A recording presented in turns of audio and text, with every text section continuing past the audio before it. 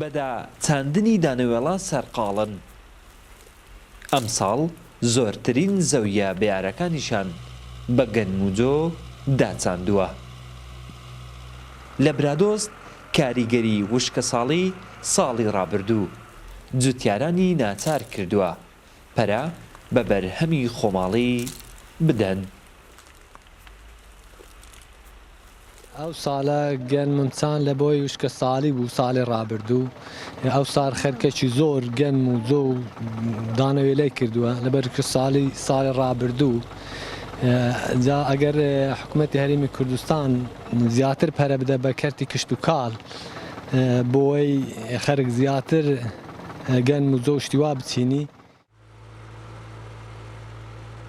جوتیارانی برادۆست نیگەرانن لەبەر ئەوەی ئەو بنەتۆیەی لەلایەن وەزارەتی کشتوکاڵ بەسەر جوتیاران دابەش کراوە لە برادۆست تەواوی جوتیارانی لێ بێبەش کراوە. بەرپرسی هۆبەی کشتوکاڵی سیدەکانیش دەڵێت جوتیاران لەسەر ئەرکی خۆیان بنەتۆیان دابین کردووە. هەیەتی لە بەردەڕەشی دینی هەیەتی لە لای ڕانی و قەڵاتزی دینتن ئەو هەیە لەسەر سیدەکان هزار فەلاحی لێە بەروبوومی زستانەی گەنم و جۆی ئەچینین. ئەم ساڵیش لەبەر پارباران کەم بۆ ئەم ساڵ زیاتر جوتیارەکان بەریان کردە چاندنی گەنم و جۆ و دانەوێڵە بەروبوومی زستانە.